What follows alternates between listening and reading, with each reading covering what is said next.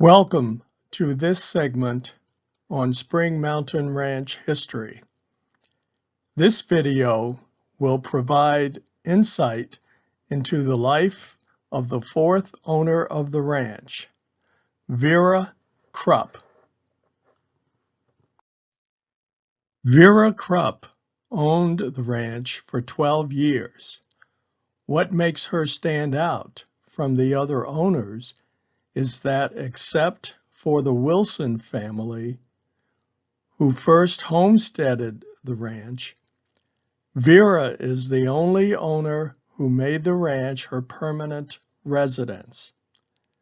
The others treated the ranch as a vacation home or as an investment. Also, when visitors are given tours of the ranch house, their interests and questions are mostly related to Vera's time of ownership. Vera was born in 1909 in Dusseldorf, Germany. This was a time when Germany was enjoying a robust industrial and economic growth. Her father, Franz Karl Wilhelm Hassenfeld, had risen from the level of a simple factory worker to a full partner in one of the plants. This set the stage for Vera's upbringing to be one of privilege. He died suddenly in 1912 when Vera was just 3 years old. Her mother remarried. Vera's stepfather was Heinrich Flottmann, who was engaged in his family's industrial business, but was also the main distributor for Remington Rand business machines in Europe, South America, and North Africa.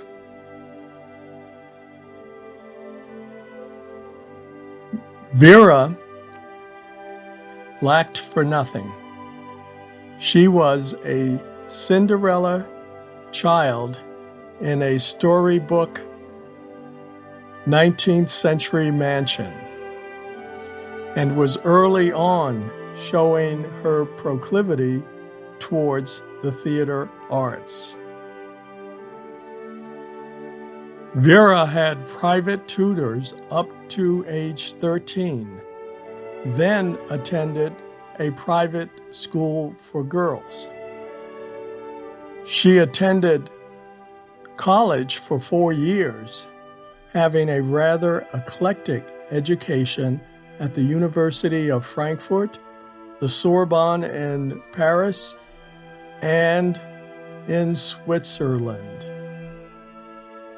It would only be a matter of time before Vera, an attractive, well-educated young woman, would capture the eye of a slew of suitors.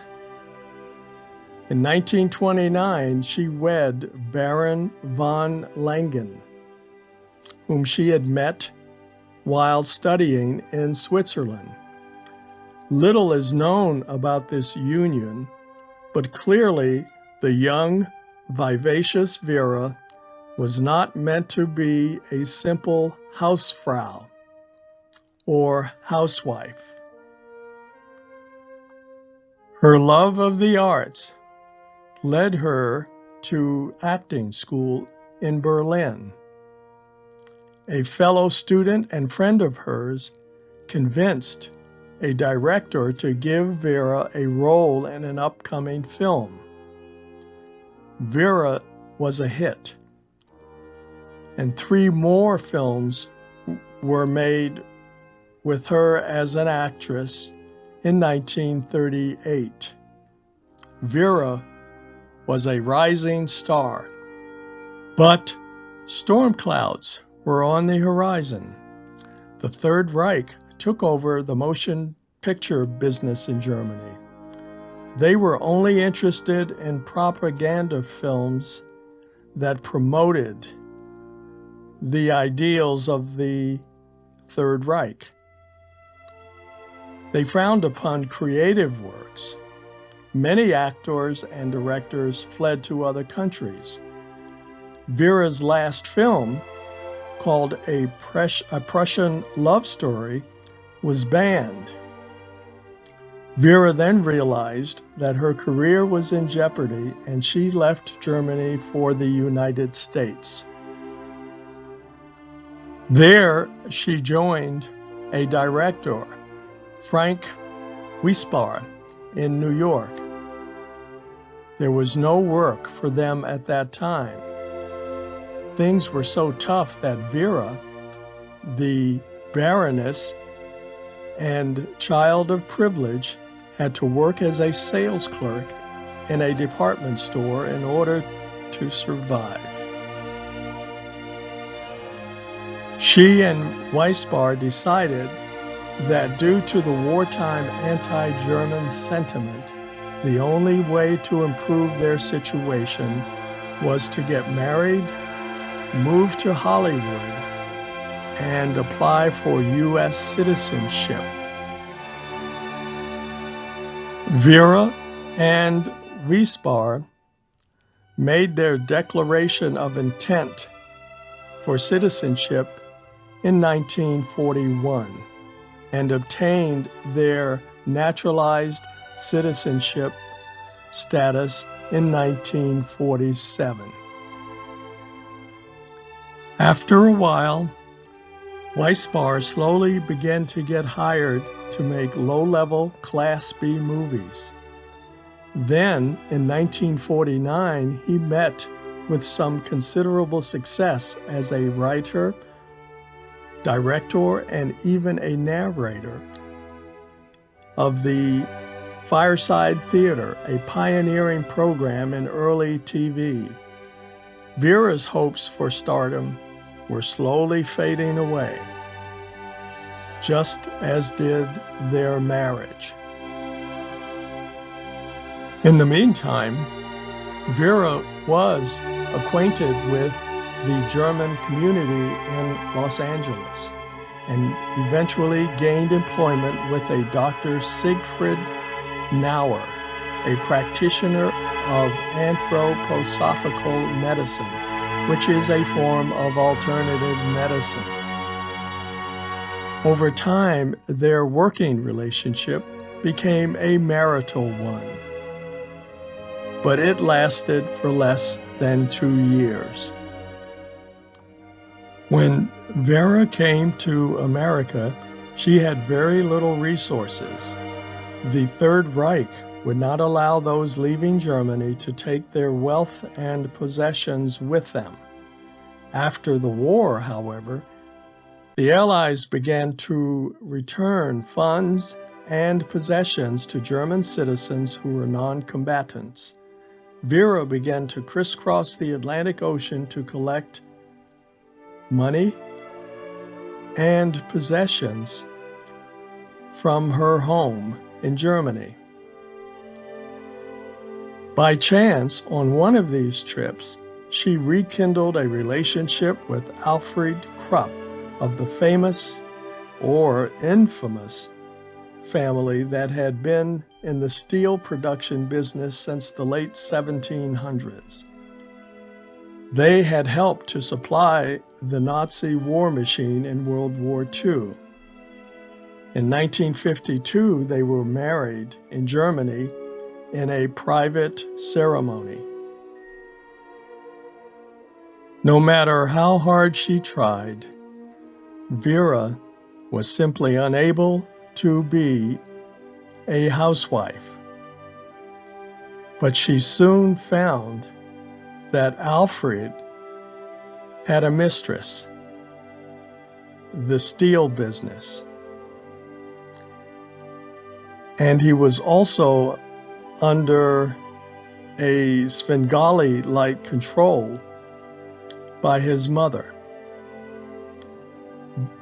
His mother was not very fond of Vera.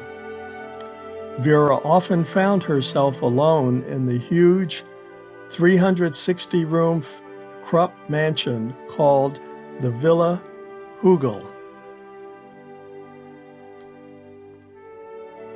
Soon she was back in the United States to stay. She was given 2 gifts from her husband that affected the remainder of her life: a ranch on the outskirts of Las Vegas and a diamond ring. According to Alfred, he bought the ranch for her because Vera needed something to keep her from being bored, and he felt that the ranch would be an outlet for her excessive energy. In 1955, Vera purchased the ranch from Chester Locke of the Lum and Abner radio show fame.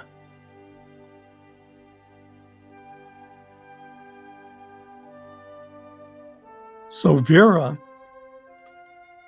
gladly transitioned from the house of Krupp to the house of Locke. And oh, what a difference!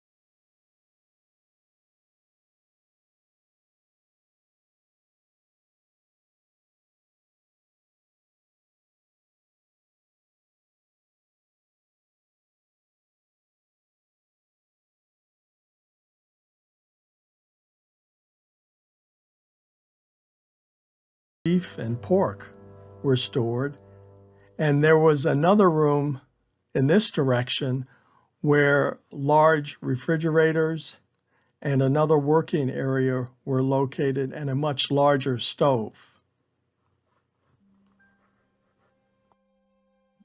This was Vera's private barn.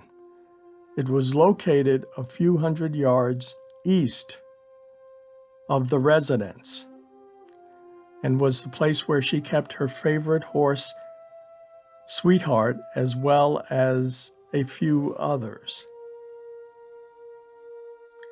Vera got rid of the small cottage-like Willard George house and replaced it with this two-bedroom home, which was used for guests and as the home for her secretary when she was staying at the ranch for a prolonged period.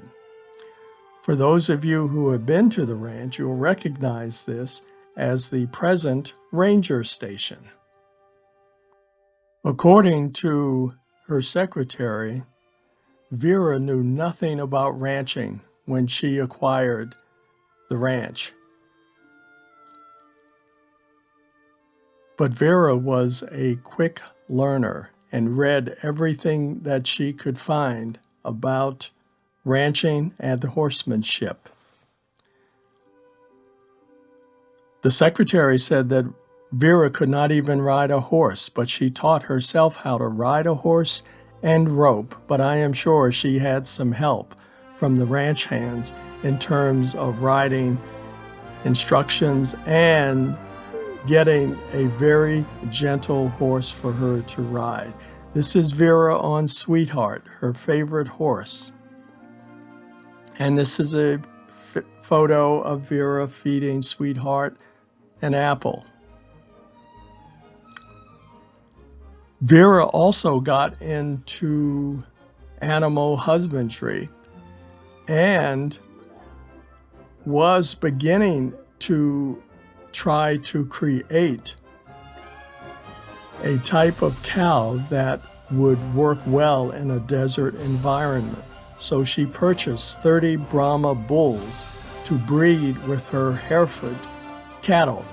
She also applied for a cattle brand, and this is the one that she chose, the Diamond V. And in fact, the Diamond V is still registered to the ranch at this time. This shows the cow herd being moved from one area to another. And as you can see, we have a mix of Brahmas and Herefords.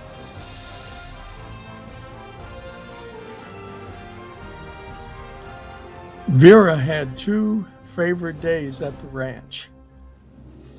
She loved Christmas and her birthdays. At Christmas time, she would even invite the ranch hands and their families to the main house to have Christmas dinner and to distribute presents to each of them. Her birthdays were very special to Vera, and she would often have a very large party which included guests from Las Vegas as well as Los Angeles. And this is one of her birthday parties. Vera is here, greeting the guests. This is the great room area, which is filled with tables and chairs and a lot of guests. This is where the gift shop is presently, and that book cabinet is still in place. In the back, you can see the old Chester Lock kitchen. You can see waiters that were hired to serve the guests and the chef over in this area. She hired the chef as well as the waiters from one of the casinos in Las Vegas for each of these events. Vera loved her animals, and she had the space on the ranch to have as many as she wished. She also raised Great Danes and sold them to buyers. There was a cat on board that she liked. There was Voodoo, her favorite Great Dane, and Coco. The dogs would have the run of the house and the pool area. She inherited Snapdog with the ranch, and he was one of her favorite short-hair terriers that lived to the ripe old age of 23. Her little companion was Pootie, who also enjoyed the ranch, but also had a place in her home in Los Angeles. Two events occurred in 1957. The first was a divorce from Alfred Crump. Vera had filed for divorce and was asking for $5 million lump sum as well as a $250,000 per year maintenance fee. And recall, this is 1957 dollars.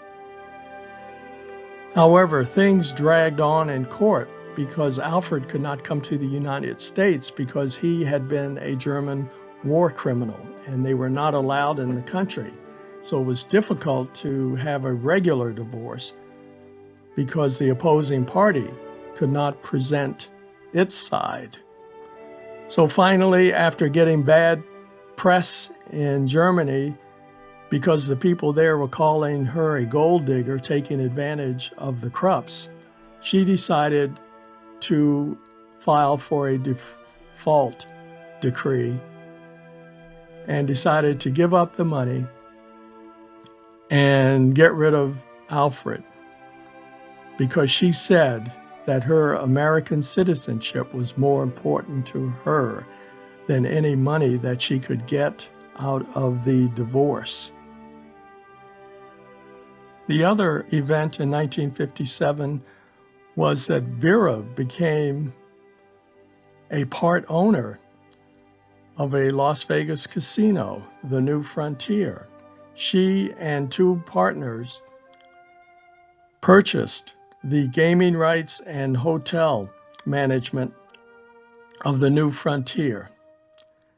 The New Frontier had fallen on hard times and was deeply in debt, and the two partners were just soaking Vera to pay all of the money. She had put up more than any of the other partners. And finally, after 4 months of ownership, which included getting her gaming license, she decided that it was a bad deal and she would just walk away and take the loss.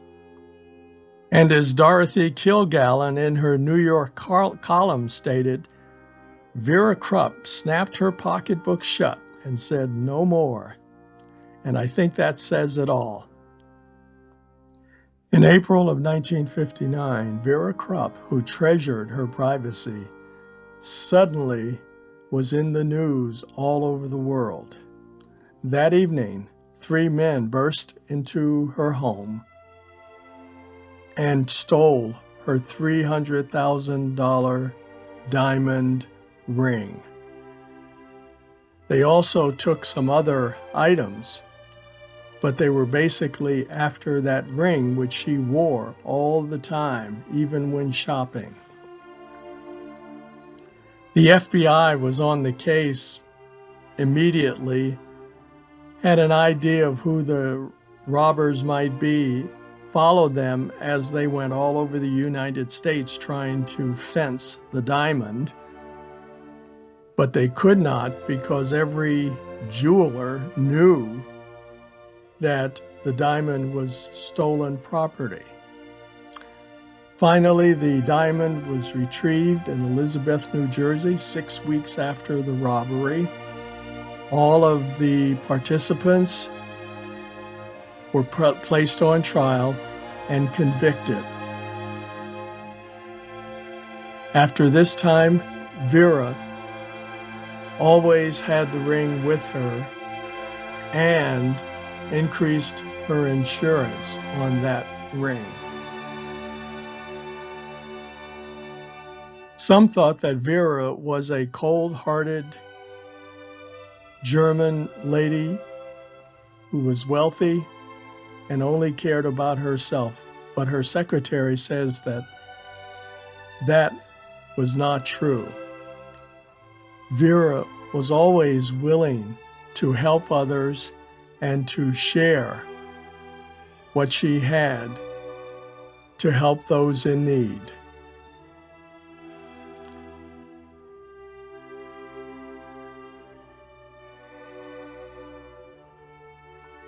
For some time, Vera had been suffering from insulin-dependent diabetes.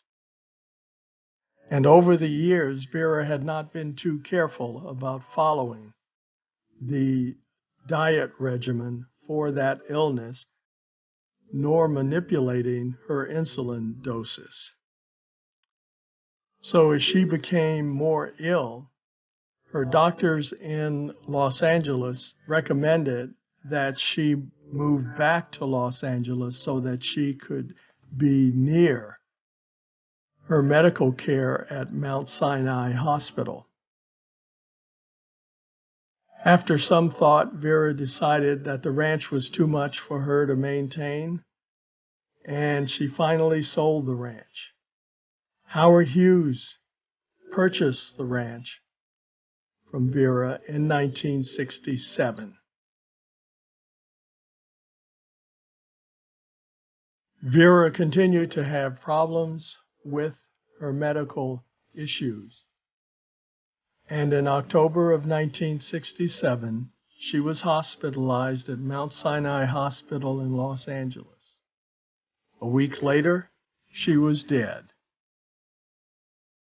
All in all, Vera had a wonderful life, and even though she treasured her privacy, her spirit lives on today at the Spring Mountain Ranch State Park.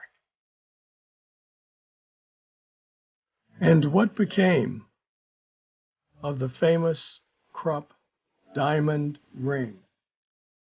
In December of 1967, the ring was put up for auction in New York by her estate.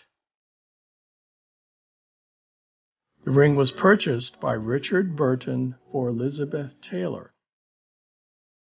Taylor knew about the history of that ring, and she knew who Vera Krupp was, and she wanted that ring. And like Vera Krupp, she wore that ring all the time, even in some of her movies that she was in after the purchase. When Elizabeth Taylor died, the ring went up for auction again, and this time it was purchased by a South Korean businessman for the price of $8 million.